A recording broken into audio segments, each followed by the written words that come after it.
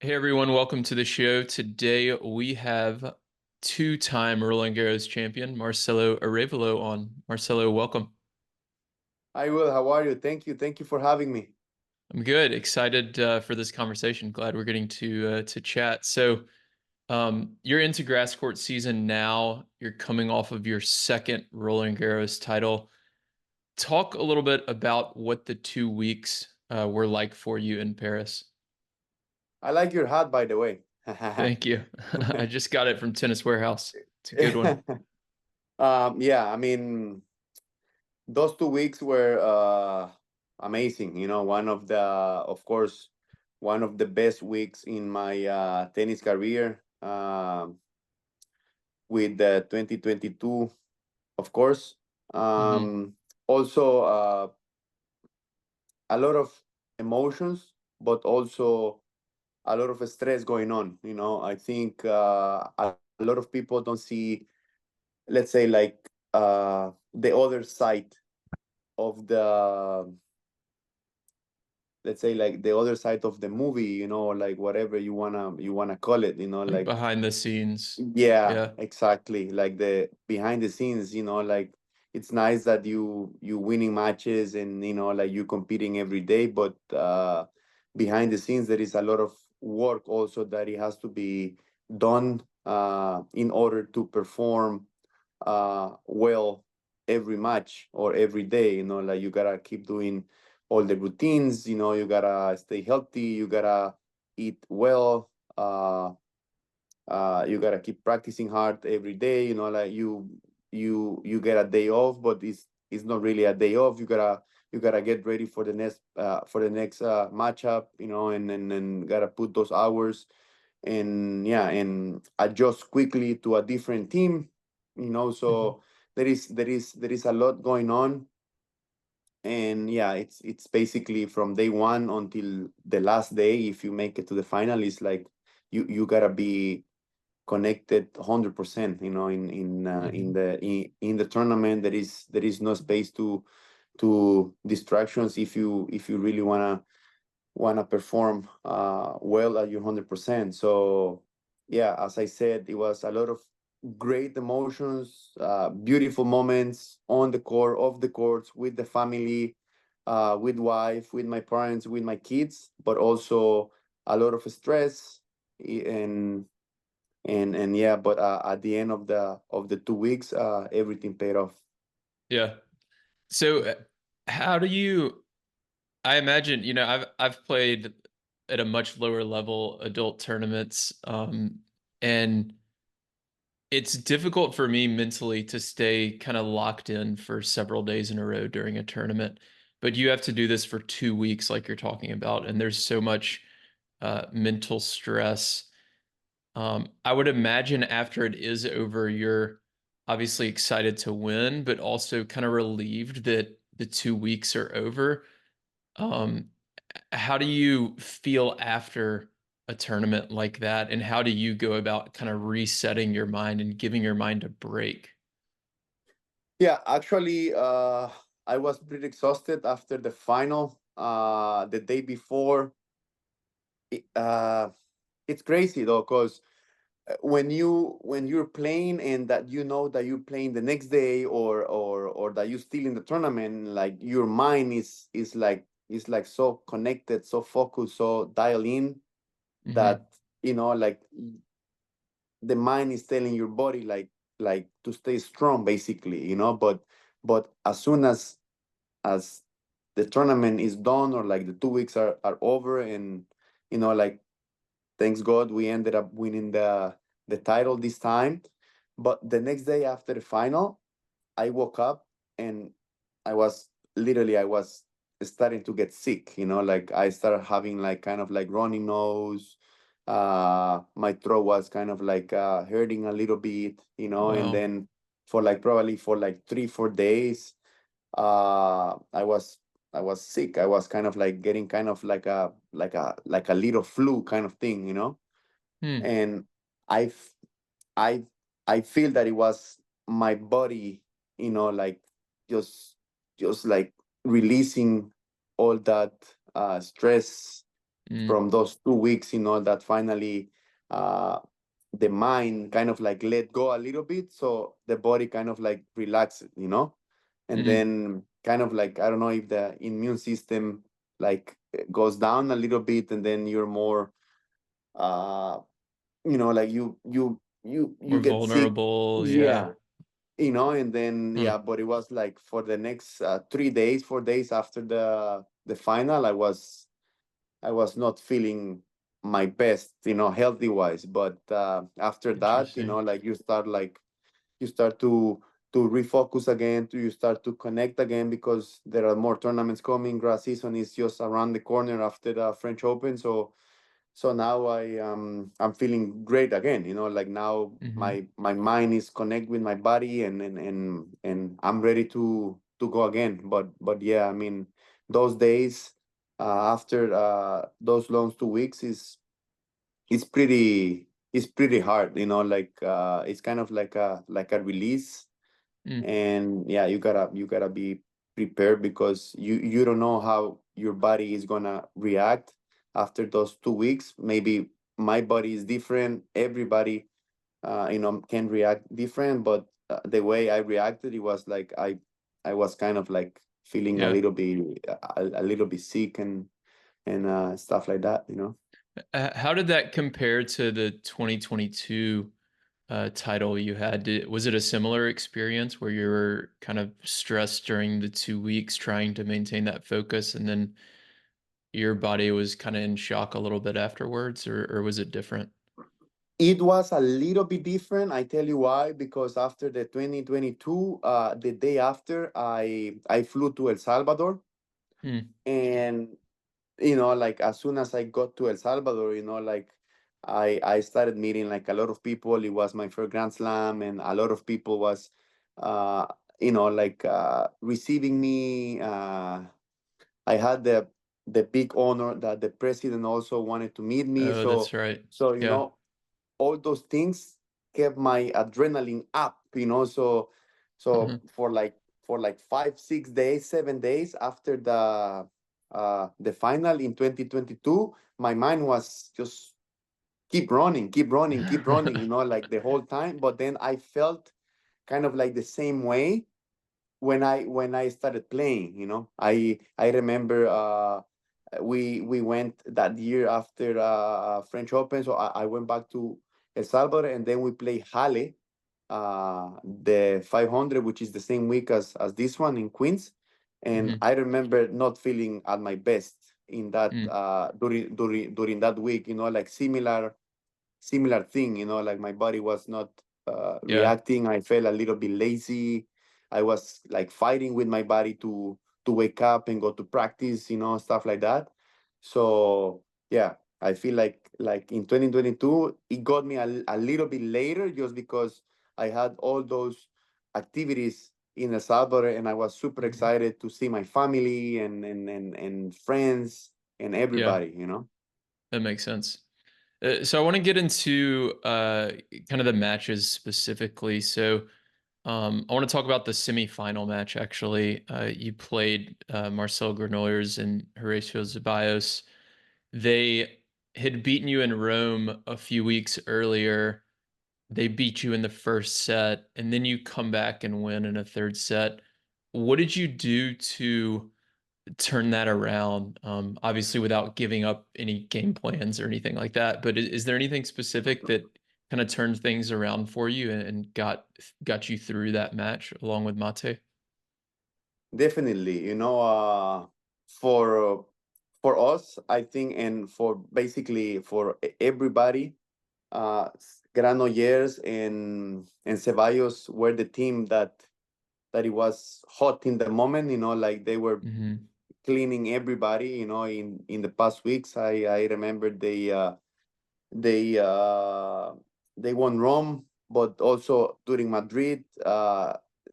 They reached the semifinal, and they didn't play the semifinal because one of them was a little bit injured, but they Hmm. didn't lose. So, and then they arrived to Roland Garros. Basically, they didn't drop a set until the semifinals, of course. So they were playing great tennis. Like Hmm. for me, they were like the favorite team to win the title. And when we lost the first set, I remember telling Mate, like there is nothing to lose here. Like these guys are playing great. They're playing great tennis.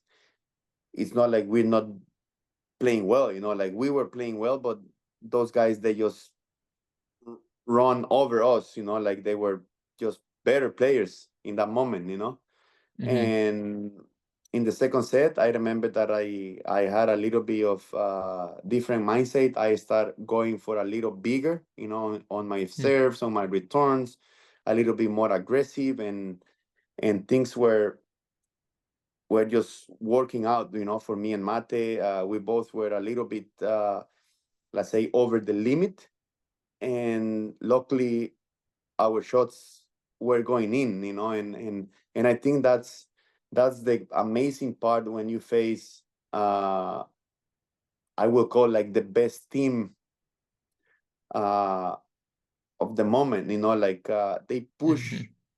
they push you to go over the limit, uh to have that slightly chance to beat them, and I think that's what we did with Mate, like we realized in that moment that, like, doing the same thing, we would probably lose the second set 6-2 or 6-3, as we did the past three sets, because in Rome we lost 6-2, 6-2, and then the first set there it was also 6-2 or like 6-3. 6-3, I So think. Yeah. like we had to go over the limit, and for our luck, as I said, our shots were going in, and then we just kept that belief, we just kept uh, that mindset, and then in the third set, I think it was a completely battle. It was a dogfight, like 1 point here and there. I changed everything. We were up a set early in the third set. They broke back, and then we broke again. I think at 5-5, or like 4-4. I cannot even remember at this point. Yeah. And yeah, and then we served for the set, but then serving for the match, we faced break point, and then deuce, and then break point, and then deuce, and then match point, and then we ended up winning the match with that kind of like a volley that I kind of like hit with the frame, and then ended up being like kind of like angle shot. So it was a completely battle, like, but I think those guys really really push our limits, and then we did it, but for our credit, we had the let's say the we were brave enough Mm-hmm. to go over the limit in Yeah. that in those important moments, Yeah. A lot of times it comes down to bravery on the doubles court for sure. So I want to talk about the finals as well, and actually between semifinals and finals, how did you prepare for the finals? And talk a little bit about in general how you prepare for big matches like that. Is there anything specific that you like to do? Are you superstitious? Do you have a meal you eat every time before matches? What does your preparation look like? yeah. I mean, it's not that I have played many Grand Slam finals. I had the experience of the 2022, and I try Hmm. to keep it simple. I try to kind of like remember a little bit what I did or what we did in 2022, and it was pretty simple. Like get a good meal, try to sleep as early as possible to recover the body. Like to wake up fresh the next day. We didn't have much time, honestly, to prepare, because we Hmm. played on Friday and the final was Saturday, because we were a little bit behind schedule. Uh, just for you to know, we were playing quarterfinals, and the other guys were already in the final. Yeah. So they had, I think, 2 days before the final, and yeah, we play that day the quarterfinal, and then we play. So we play Thursday, Friday, Saturday. So we play 3 days in a row, Hmm. And so we we didn't have much time to kind of like to overthink, and I think that probably was a good thing, because Hmm. sometimes when you have so much time, like you kind of like overthink, and then maybe you can Can get a little doubt bit. yourself. Yeah. Yeah, yeah, you can get a little bit nervous, and for us it was like, like we won quarterfinals. Okay, tomorrow we play again 2 p.m., so let's do recovery, good dinner, let's go to sleep, and then tomorrow we're ready to go again. Semi-final was the same thing, like we won the semi-final. Let's get recovery room, like physio, and get ready for tomorrow's final. So we didn't have too much time to think about it. So it was more, we were going with the flow. And probably that was something good that it happened to us. But I made sure that I had a good meal. I was eating the same thing uh, at dinner for the 2 weeks. A little bit superstitious about it. I was What was the uh, meal? Can you we share? my coach is Italian, so we were making pomodoro pasta every night. Okay. And every morning I was sitting on the same chair with my coffee, reading my book for 10, 15 minutes before going to the courts. So that was my kind of like my morning routine. Same breakfast, some scrambled eggs, avocado, and yeah, and after that, coffee, and then we will go to the courts and just do the warm up. So basically, I was focused on my routines, like that kept Hmm. me focused, that kept me feeling secure about myself, and yeah, and then the only thing it was in our control before the final, it was just go out there and fight as hard as you can. Try to execute well in the important moments, and I think we did that amazingly in the final. I think we executed well when we had to, and that's why we were able to win that match.